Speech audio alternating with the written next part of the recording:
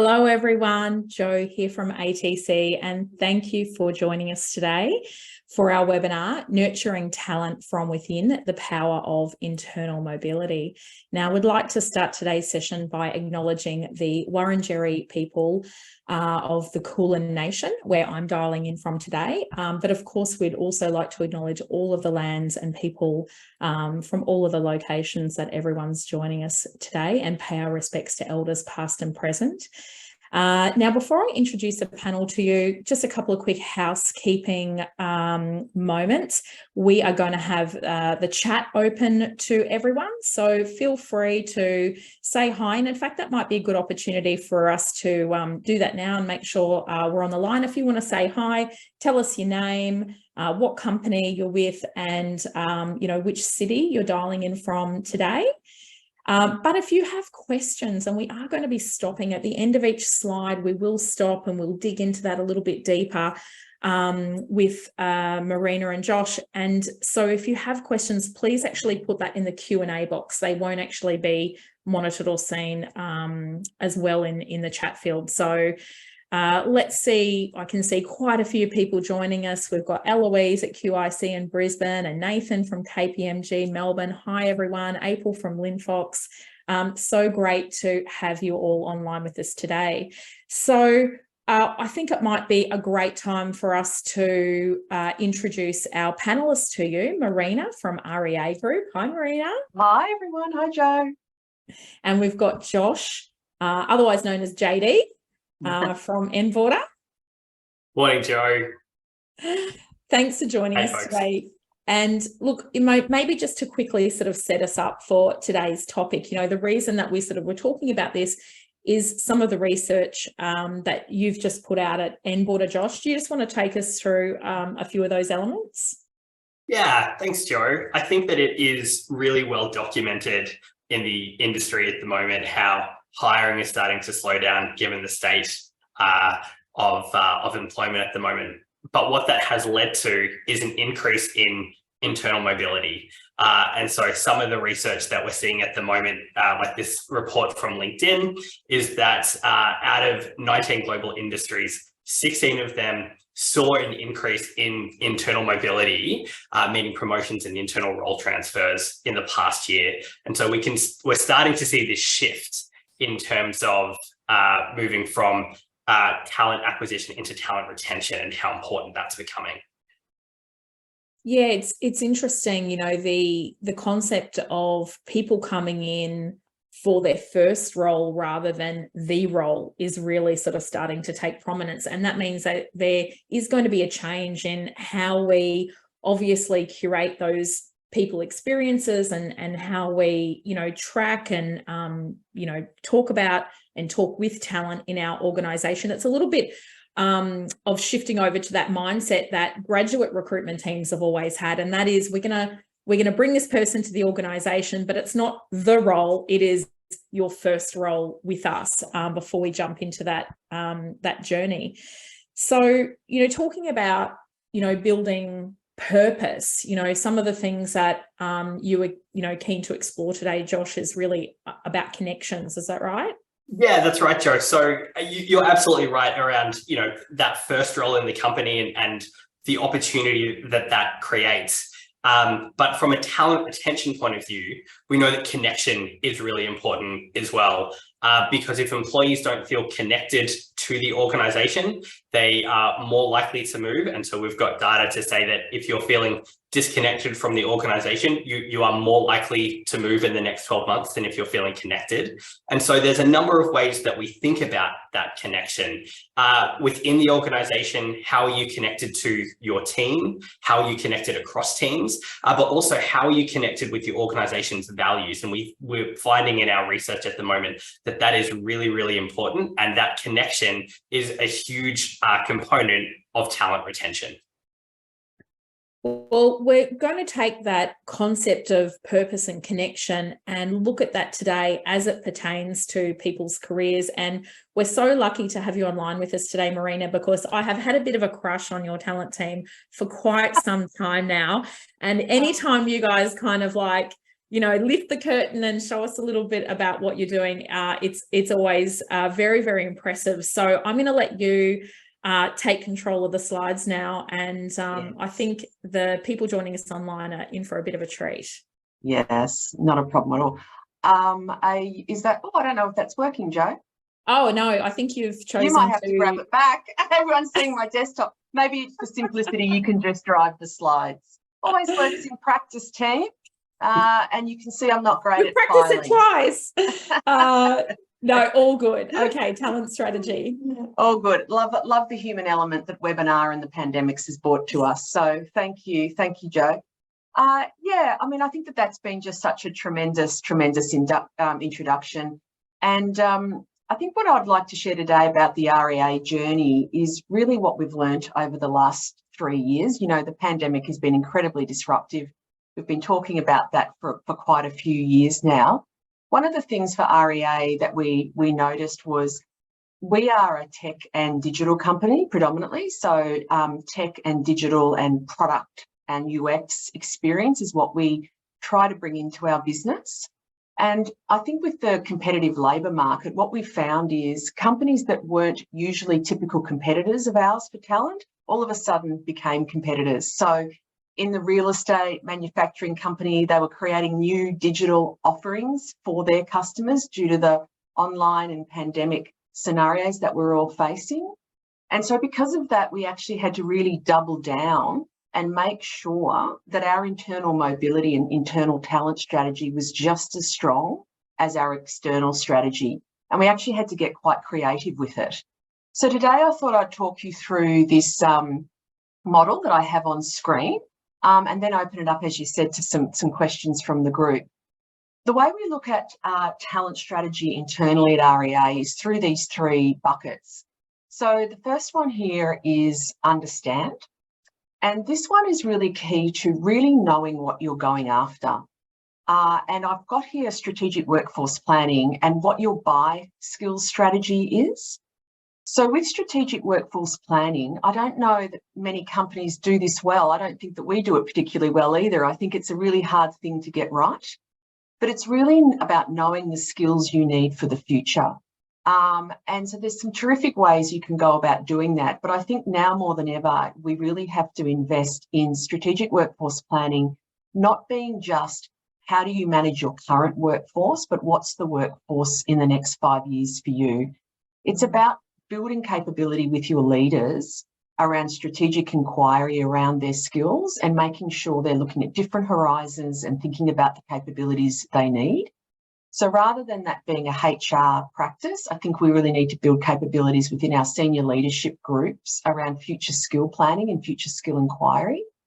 And then deciding how much of that from a buy skill strategy you're planning on actually bringing in versus growing from within.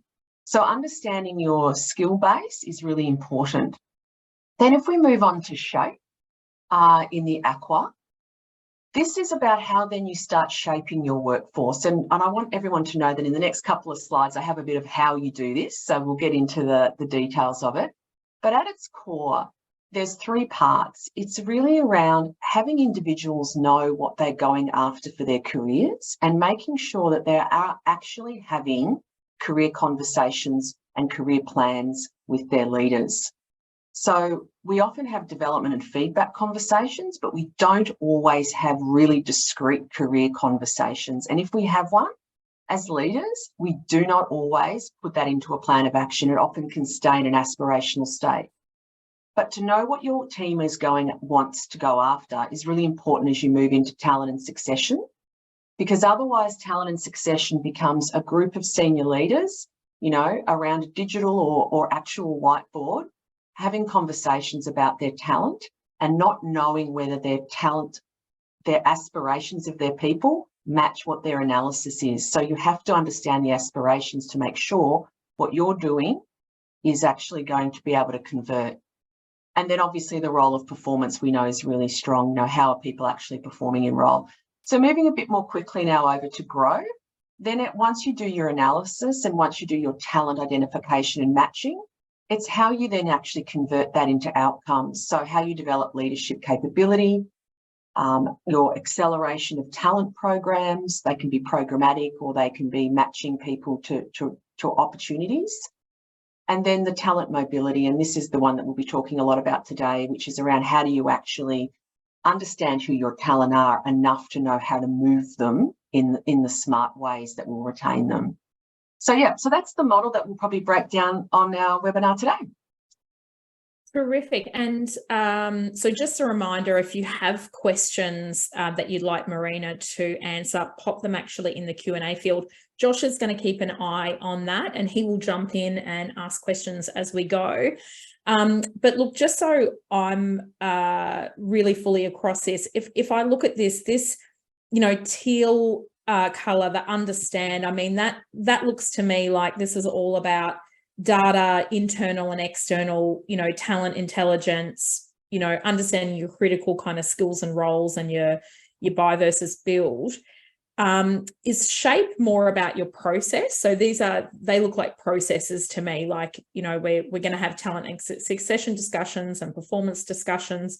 Is that a process kind of element? That's exactly right, Jo. So it's actually around how you navigate and move all the data that you have through processes that actually help you identify and plan for your talent. So for a specific example, if you're doing a talent and succession analysis, one of the key things around that success of that is for your business to be able to share and have an enterprise view of talent. So often you will find that there are businesses that are doing talent in their verticals. So within their business unit, succession planning within their business unit. But to get true scale for internal talent strategies, you need to actually have an enterprise mindset when you think about talent. So you don't want leaders talent hoarding, holding on to their talent and hoarding their talent. You actually need leaders to understand that for the benefit of the organisation, they need to move their talent where the talent needs to go. And to succeed at that, you need to actually have a process where you're actually not only identifying talent, but people know who the talent is in the business. Yeah. So how do you have visibility of where the talent sits horizontally and not just vertically? So the processes are really important around unlocking where the talent exists and how to move the talent.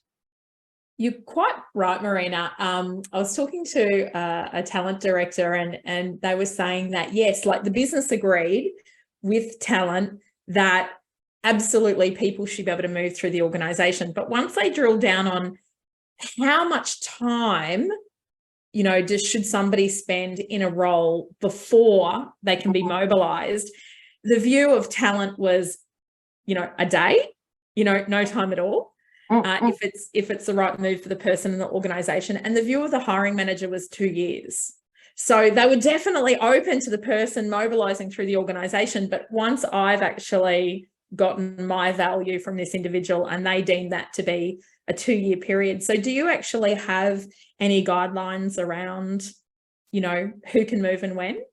Yeah. So when we get into some of the process slides coming forward, I can talk specifically about that. But as a rule of thumb, when you're doing a talent review, which we'll talk about in a minute, you really need to actually have people within a 6 to 12 month period before you can make accurate assessments on their performance. That's true. And their growth mindset and their talent opportunity, right? But then when you start planning for their moves, right? So one is let's see them enroll for six months at least to understand really what they're capable of. But then once you start planning for their move, so that could be succession planning for their move, you need to get really discreet around, is this person 2 years away, 12 months away, 6 months away? So some of those timeframes actually come up in the planning as well. Well, I know that we've got the Q&A box lighting up there. Josh, have you got your first question? Yeah, absolutely we do. There's some great questions coming in. Craig asked, where does the strategic workforce planning sit? So how are you conducting that analysis and providing that insights to the business? Yeah. So this might answer one of the questions that I know Jo was keen for me to talk about is we've actually created what we call a people agility team within our people and culture function. So it is a small group of 3 people, but their dedication is around strategic workforce planning, and it's around managing our career talent succession, performance and mobility plays, if you like. So in practical terms, they've designed the strategy. So they have, you know, a 4-part process where they start with building strategic inquiry skills of our leaders. So our leaders need to understand how to strategically inquire about what's happening in future horizons. That's actually a skill to think about that.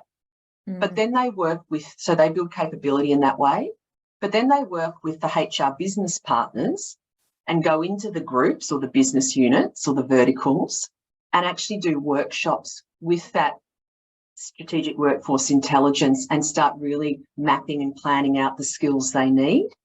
And then they bring that back into our talent function. So us as talent practitioners and internally can start building those skills, and our talent acquisition team can start scanning the market for the skills and sourcing.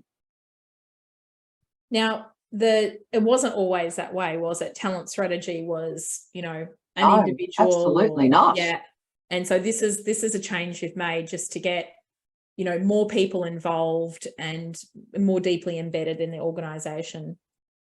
Yeah, that's right. I mean, I think if I think about talent strategies 3 to even 5 years ago, I think the predominant focus was mainly around who are successes for executive teams. So you would have all done successes for executive roles, and there were initiatives about that, or it was identifying hypos, you know, and putting them on hypo programs. So I think that the lesson that we've learned is, you know, this is something that we've worked, you know, as I said, you know, probably 3 to 4 to 5 years to get to this point. And I think, you know, if I'm sharing lessons learned, we try to do too much too soon. Yeah. And the risk of doing too much too soon is you do all the analysis that you can see there in the aqua boxes. You know, you do all the assessment and the analysis of your talent, and you do your succession plans, but you don't have the processes to then convert it into action. And so then it becomes, you know, it gets pushed into the top drawer, so to speak, and it becomes like an exercise that doesn't have any validity. And then the next time you want to do it, people are obviously cautious about all the effort they've put in to do the analysis and the work, and aren't quite ready to jump on board again. So I think the message would be, if you want to start here, and our audience will be doing bits and pieces of this, and some might be doing all of it, but if you're at the start of your journey, I think it is really to be just really clear on what you're going after. So, for example, strategic workforce planning and buy skills might not be where you start. Where you might start is just knowing who your talent is. Just that is the best place to start, would be my advice. Know who your talent are. Use a 9 box that I'll talk through in a minute to identify who they are. Know how to share those talents, and just find those opportunities for people to move. So be top of mind with those talent. Check in on how those talent are progressing. Do check-ins every quarter. Make sure you know what their plans are, but just be really mindful of the talent you want to keep. And if you keep it small at the start, I think you can be really successful. Well, there's a lot of questions in the Q&A box, but I know that some of those will naturally be answered with some of the up and coming slides. So I think we might shift into... You want me to just move through a few? Yeah, some of those. So we've got your, you know, end-to-end internal talent process. Can you talk us through that? Yeah, absolutely. So this is how I would say, if you're trying to set up an end-to-end talent process and keeping it really simple about those talent reviews that I talked about, is where possible, make sure leaders are having career conversations with their people, really discussing their career visions, their career goals and motivators. So your leaders really need to know what motivates their people in terms of their career. It seems so obvious, but you'd be surprised about how many leaders are not having actual career conversations as opposed to development conversations, right? And so then if you're actually creating some really neat, sleek, which I'll show you in a minute, a basic talent review process or a basic succession tool, you know, making sure that you're actually training your leaders on how to use those, and making sure they're bringing their insights in from their current career conversations into using those tools, but keep the tools really, really simple.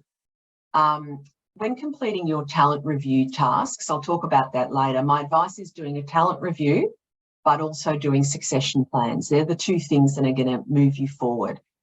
One of the things that we learned is where to actually focus succession planning. I said, don't do too much too soon. I think the key for succession planning is making sure you have succession plans for your senior leaders, but also critical roles. And when I mean critical roles, I mean roles that if they were vacant in your business for too long, it would impact the business and they're hard to recruit for. So, you know, if you think about what a critical role might be in your business, it might be someone with a particular system knowledge that others don't have. It could be if you've got one single payroll person, you know, so it's around making sure that you're doing your review tasks and you're knowing exactly what you're doing. But then the fourth one is something that I thought I'd share with the group. It's around how do you bring it all together? Because we were talking about key for this is actually having an enterprise mindset and sharing what you know about talent and succession plans. And so we've created what we call people sessions. So the HR business partners run these twice a year and they run them with their leadership teams in their groups. So say you've got the marketing team. And what they do is they run a half-day session where they go through all their talent reviews, all their succession plans. They might look at who's flight risk, where would be the loss of impact if someone was to leave, what roles do we have coming up in the next 6 months, what's our engagement data telling us, what's our attrition or retention data, anything that's related to this people concept, and bringing it all together and making some really clear decisions. And then you've got to make a decision as a business around how you're going to have talent follow conversations with your people. So, for example, do you go back to your high potential people? Do you go back to your successes and have conversations around what the outcomes were in those people sessions and how it pertains to their career plans, and how are you going to loop those conversations back to the individual? Yeah, I think that's, when we were talking about this earlier, that's, you summarise it in this really nice way that it was like, you must know somebody's aspirations and their ambitions, but then you need to match it to performance, and then you need to match it again to opportunity. And really it's just kind of like boiling it down to those kind of core elements, right? Yeah. And having a forum in which to do them, which is those people sessions. Yeah. Yeah. Well, your 9-box. I know that a lot of people were very interested to hear all about your talent 9-box. So do you want to talk us through this, and we'll take some questions if anyone has any on the 9-box? Yeah, listen, this is a really simple way of having leaders assess who their talent are. So one of the things you can do is you can actually get your most senior leadership team to do all these talent reviews on behalf of their leaders and behalf of their teams. But in my experience, getting all the levels of leaders to do it on their own teams is the way to do it. Because what you're building a capability of even the most junior team leader to start thinking about how to manage their people differently. This isn't only about knowing who your talent are and how to move them. This is also about, a byproduct is having the leaders who do this analysis know they actually have to talk and coach and attend to their people in different ways because of where they show up on the 9-box. So it's a leadership tool as much as a talent strategy tool, if that makes sense, Jo.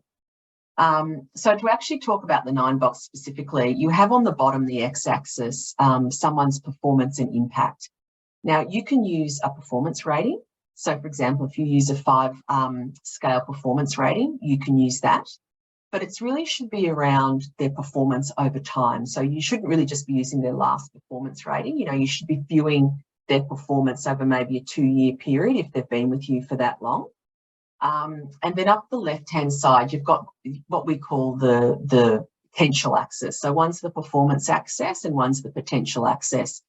And the potential accesses are really about, do they have a growth mindset? Are they ambitious? Are they able to learn? Can they take on feedback? Can they take on stretch and challenge? So already we're starting to see some interesting things. So if you think about 1, 2, and 3 across the bottom, they are people who have got varying levels of performance, but they're not really showing a growth or learning or potential mindset. So, for example, a 3, are these really great workhorses that are really expert in what they do and create incredible value, but they're not looking to move. They're not looking for promotion, but you really want to retain them. But knowing what they want and that they're in that 3 box is really important.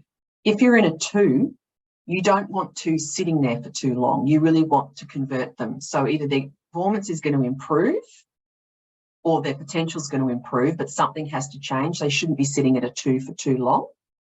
The same going up. If you see the side where you've got 1, 4, 7, Jo, that's the potential column, if you like. Similarly with a 4, they're people that their performance isn't really showing up just yet, but they've got some potential. But you're wanting to see that shift a bit. They either need to get their performance up or they need to start thinking about maybe they need a different role. So that's the kind of middling bit. If you think about the edges, so what we call high talent are 6, 8s and 9s. So obviously 9 is a standout talent. Their performance and their potential's off the chart. You should be looking at what their next role move is. They shouldn't be sitting there too long. They should be moving into something next that stretches or challenges them. A 6 in is those high numbers, you've obviously skipped 7, misaligned talent. So this is the first one that stood out to a lot of that. Misaligned talent. So let's run through that for a minute. So you've got somebody that their growth, learning and mindset is, role model and exemplary, but the performance just isn't there. Yeah, and typical with those people, it's misaligned. They're in the wrong role. You've got them in the wrong role, right? Got lots to offer, but lots to offer, but they are not showing up and performing in the current role. That's exactly right. It's almost like the opposite of a 3. The 3's in the right role, but they're not looking to move. The 7's not in the right role, but they're looking to move.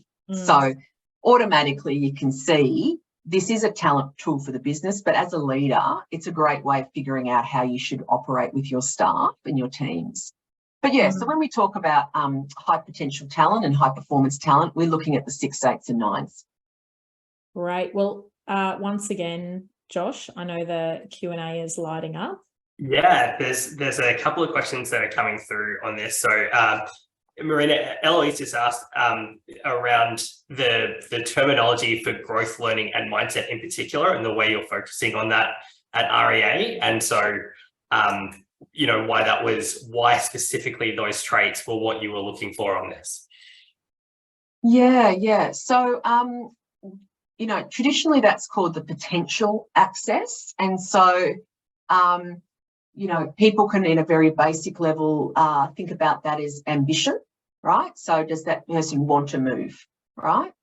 But the reason we've chosen growth and learning mindset is because just because someone has ambition doesn't mean that they have all the things that are necessary for potential to show up.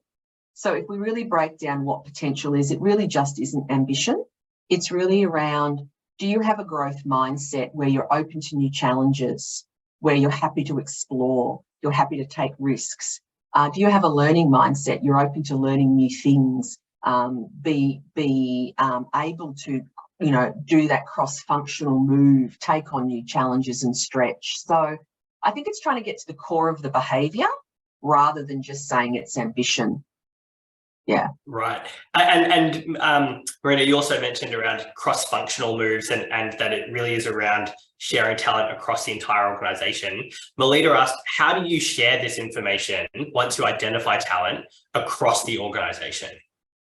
Okay, so that's a really good question. So 2 parts. Firstly, it depends. Sometimes it can depend on whether you're doing this manually or system-wise, right? So if you've got a system, like if you're using Workday or Cornerstone or any of those things, you can put this in the system. And what we do is, at a executive level with the business partnering team, we do upbuild reporting on who our talent are. And we actually have those senior forums with our HR business partners, as well as our executive teams, to understand who our talent are at an enterprise level. So you roll up your reporting and you do that twice a year. You can also do sharing of talent within a group. So you might have, say, I'm going to use the marketing example again. You might have a marketing team that has 6 leaders in it. Now, you can also get that enterprise mindset within a marketing function by across these 6 leaders sharing who the talent are in those individual verticals. So there's kind of 2 different scales of folding the data up. Yep. You know, within a group, it's even valuable because sometimes those 6 leaders might just be focusing vertically, but even just at a group level sharing, it's incredibly valuable. So if you're starting this, that might be where you start rather than that sort of sophistication of, you know, upward reporting for the exec team. But yeah, if you can still do it manually, it just means it takes a little bit longer, but systems are your friend. There's a question in here, Eloise is asking to say that some people using the 9 box invert, you know, have the numbers around the other way. So your standout talent would be a number 1, whereas you've got that as a 9. Is that purposeful or, you know, potatoes? Mate, honestly, there's probably no right or wrong, is there, as long as the principles are being applied in the same way. I've only ever seen it done this way myself, but I don't have or, you know, as much experience as all the other people on the call. They might be experiencing it a different way. I think it's just as long as you're applying the same principles, it would be fine. Lovely. And to take a little bit of a step back in time, one of the things that Craig wanted to clarify about what you said on an earlier slide is your people sessions. Are they like playback sessions? So when you say you're having people sessions, are they you know, is that a group meeting? Is it one-on-one? Is it online? Is it, you know, how does that kind of happen? So just very practically, a people session is a HR business partner with a leadership team. Again, let's use marketing, running a session with their leadership group on all of the people factors. So who ended up being the 6, 8s and 9s? Are any of them high risk? Would there be an impact of loss? What are the great jobs we've got coming up in the marketing function in the next 6 months that we could put this person across on? Okay, person is a core talent, they're in 5, but we want to stretch them a little bit. What's the development plan for that person?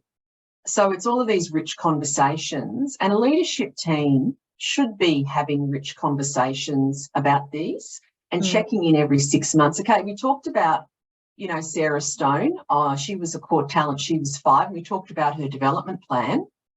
6 months later, how's that tracking? Are we seeing a conversion there? Yeah. So yeah, it's a leadership team forum, Jo.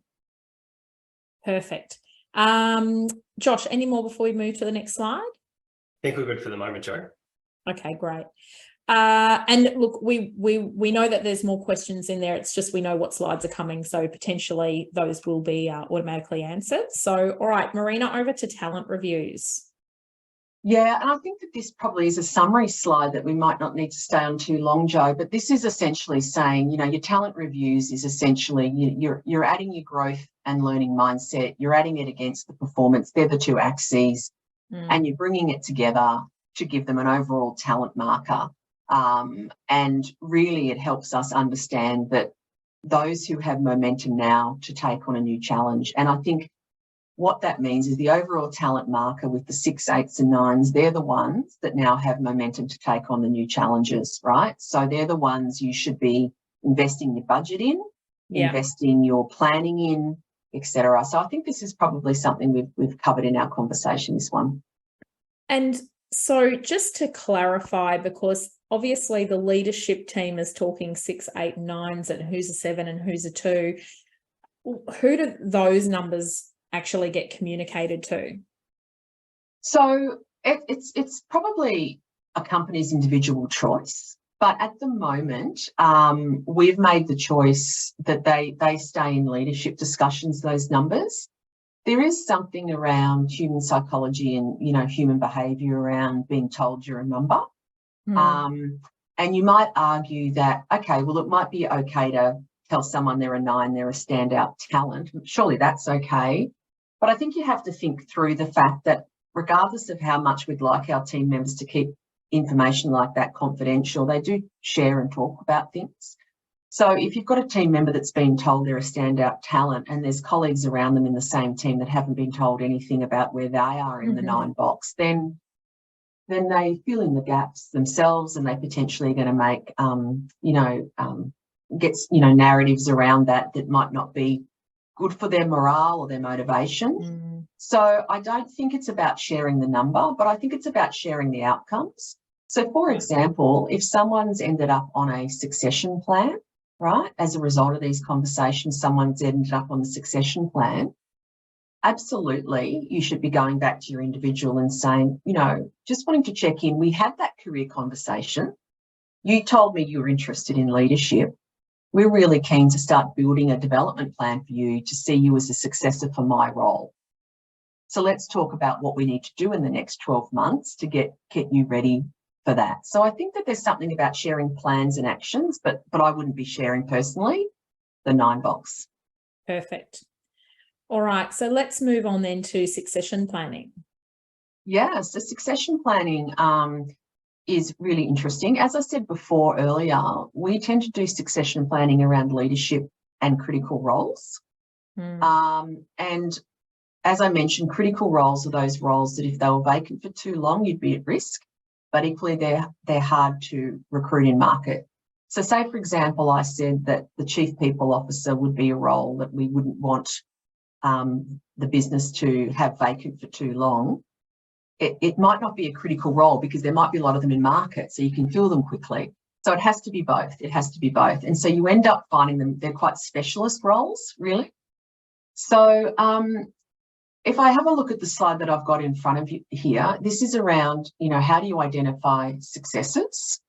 So rather than just saying, oh, I think, you know, Sarah Stone would be good for Marina's job, you really need a little bit more level of sophistication than that. So at the first dot point there says identifying the competencies and the skills needed for the role. So for Marina's role, what do we really need to do?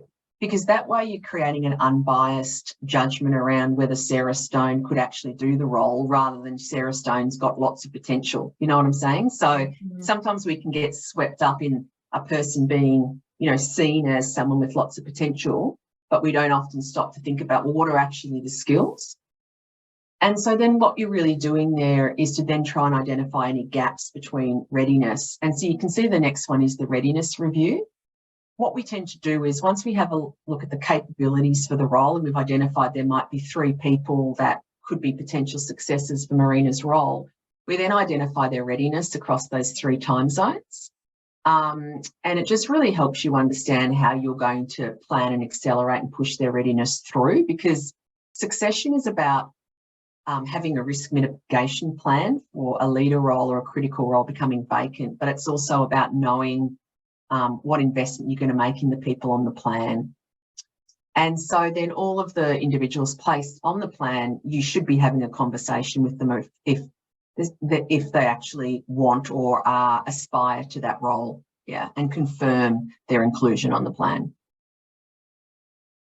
Wonderful. So Josh, we might take there's 3 or 4 in the Q&A. We'll take them now. So Marina, Melita asked, how mature does your job architecture need to be to identify the capabilities for critical roles? Yeah, that's really great. When we started doing this back in 2019, we didn't have a mature competency architecture. So if you don't have that, what you just really need to do is actually have some sort of way of a leader identifying what are the critical skills they need. It'd be almost like what you would write in a job description, right? You could do it that way. So, for example, if you don't have competency architecture for each role, it's just really the discipline of a leader saying, I need to figure this out more than just, I think that person can do it or I like that person. It has to be, I'm basing it on these things. So anything you could put in a job description, you could use for that identification of skills if you wanted to. Yeah, great, thank you. And then going back a little bit when we were just talking about being able to move talent within the organisation as a whole, do you see that viability depending on how junior or senior that particular talent is?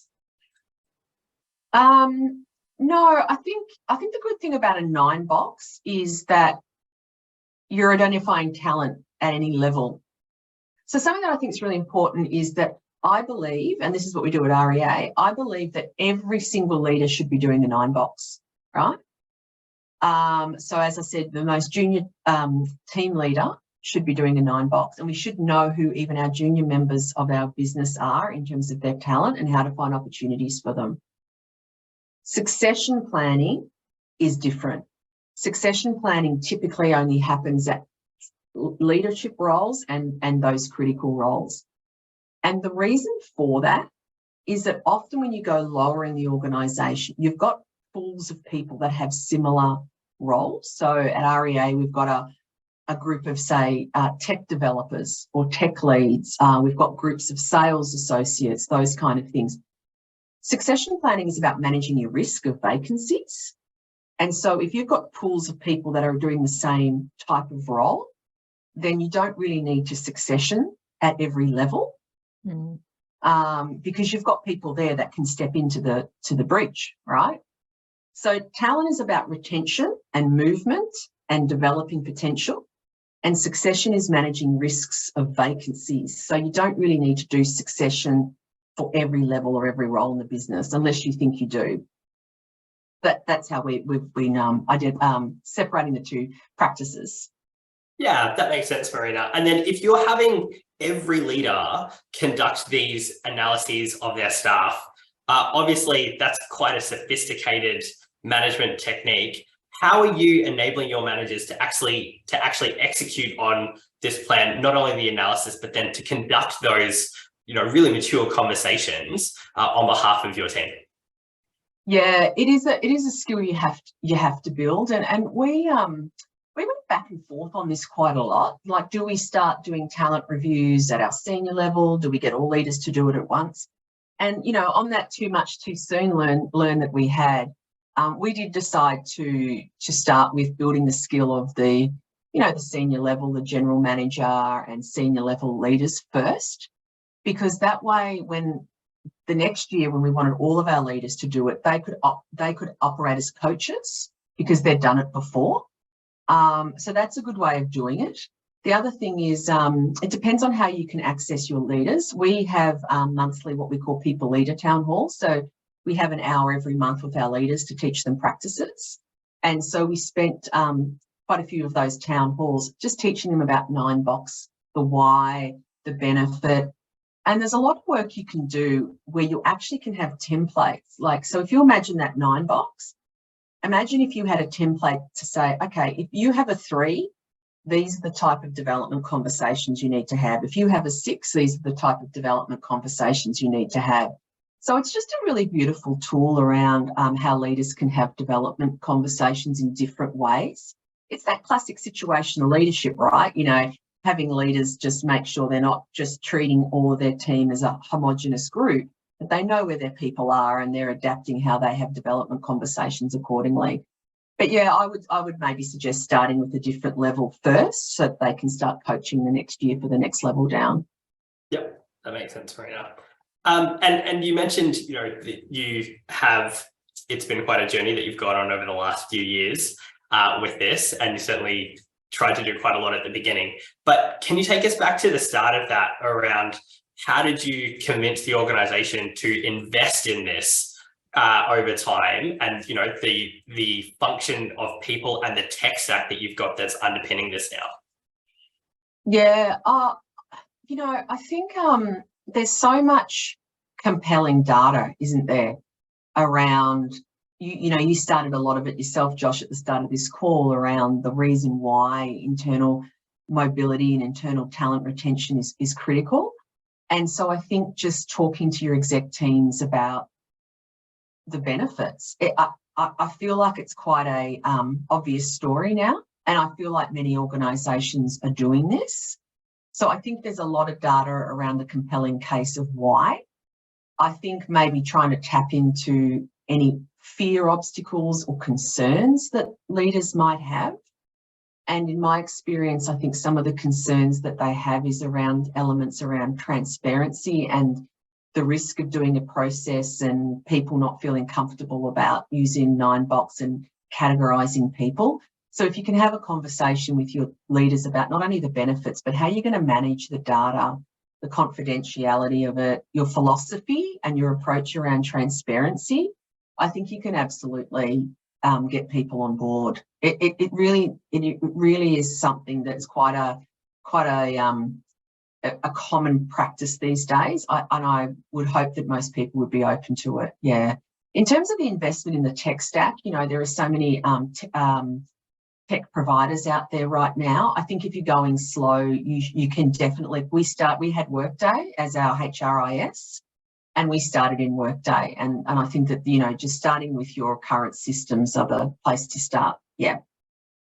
Yep, that makes sense. Well, it's very timely that you mentioned that, Marina, because Craig has actually asked, what does your tech stack look like? What is your ATS and HRIS and talent management system? I know that you're an Enboarder customer and a Workday customer. That's right. Yeah, absolutely. So, this is very much the crawl, walk, run, right? So, we started, obviously we have a great partnership with Enboarder. We started with doing all this work in Workday. And I think Workday and any of your HRISs are absolutely capable of doing this work. They all have bolt-on functionality if you don't have the functionality as part of your core offer. But then there are other organisations that take you in more of a sophisticated way where, you have a platform that can be your ATS, so that way you go out and find people, but it can also manage your internal customers, and it can assist the talent acquisition team to actually bring both of those stories together. And I think that that's the sophistication of tech platforms today, where they use both the external and internal infrastructure, and they use AI to actually determine and match skills. I think that that's where companies are going. But I think, as I said, that crawl, walk, run, I think you need to do this work first with, say, your Workday, your Cornerstone, whatever HRIS you have, before you go down that sophisticated path with a complementary platform. Now, we do have a few questions on skills, but we might just get to the next slide and then we can come back for any remaining questions at the end. So let's chat through some of your, retention levers that you're utilising. Yeah, I just think I wanted to share just some really key lessons learned, and I might have touched on some of these already. But one of the biggest things for talent and succession to work is really leaders really intimately knowing their people. So if you need to do some work with your leadership group around really knowing what people's, like if you think about that potential access, that growth learning access, do your leaders know how to assess potential? Are they sophisticated enough to separate out performance and potential? Often leaders only think in terms of performance. So at a very core level, starting to train your leaders to think about their team members through the lens of potential and growth and learning is really key. And I've mentioned it already, having them understand and having career conversations, which is the next one, is also incredibly important. The other thing I touched on earlier, which I'd like to stress again, is I've spoken to so many leaders who said, oh yeah, we had a really rich career conversation and we got really inspired, but we walked out of that room and we didn't actually lock in a plan. No plan. And then we started talking about work again, and then we talked about it again in 6 months' time. So you must have a plan. You must have a plan. Succession planning is great, but everyone should have a career plan. Then we talked about shared knowledge of talent and not talent hoarding, and whatever you need to do to optimise that is really, really key. The other thing is knowing where your opportunity is. If you're about to embark on purchasing an adjacency company, or if you're about to do a huge change plan around a CRM or anything that you've got going on, and it's really important to know, how am I going to find opportunities for those 6, 8s and 9s? So that's really key. And then reward and development, always, a massive lever to pull. Like if you think about your 6, 8s and 9s, do you have equity plans? Do you have other reward processes that you're using?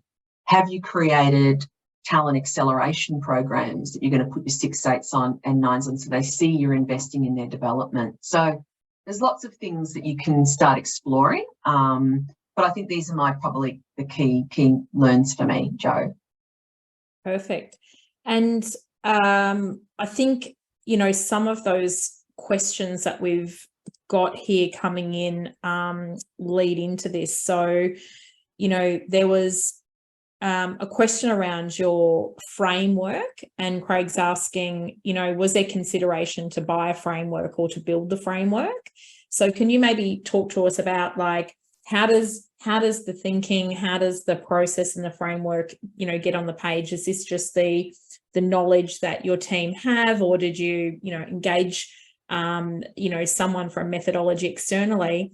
And second part of the question is, you know, for the number of staff that REA have, you know, we've talked about the technology, but what is the human level of resources look like? What kind of size team have you got holding the hands of all these leaders, conducting all of these check-ins, making sure these processes are happening?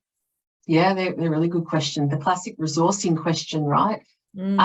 So just for context, I head up the organisational development, the OD team. And when we started this in 2019, I actually recruited a person to just manage our talent processes and our succession processes and our performance processes. So I think when I first started, you know, you had this interesting combination of the HR operations team, you know, managing some of it because they were managing Workday, and you had the business partners having some conversations with some of their leadership teams, and people just getting on and doing the absolute best they could. But until we actually hired in a talent specialist into the group, we weren't able to really optimise that 3 circular model that I showed as my first slide. And so their role was, as I said, you know, if we think about our integrated people practices, we've got careers, we've got performance, we've got talent, and we've got succession. And so their role was just to create all the frameworks so that we were integrated. Because if you think about all those pieces, I've just talked to you about how they all connect in. Like you need to do careers to have a talent conversation. You need to know who your talent are to do succession planning and so on. So having a person that's doing that frameworking is really important.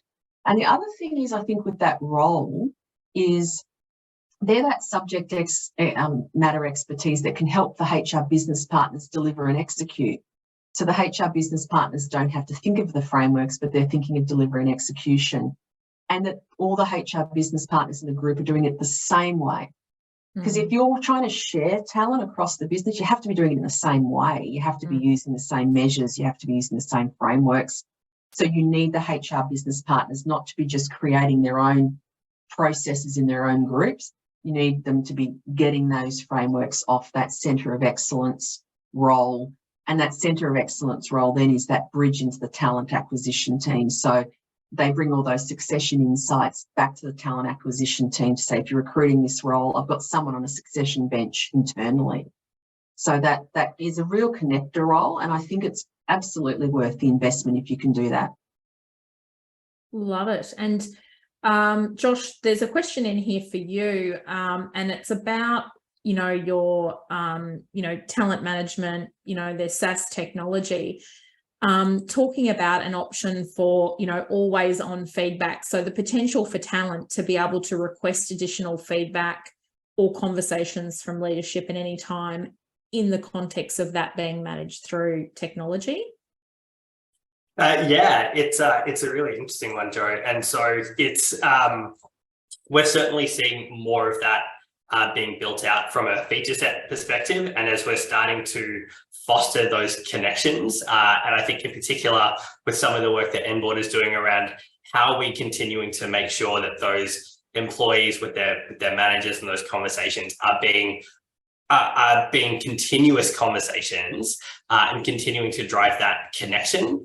And so we've got some stuff there and we're working on that in some more detail. Because I think that comes back to the engagement piece that we spoke about at the opening as well, and just how crucial that is to the overall retention strategy as well.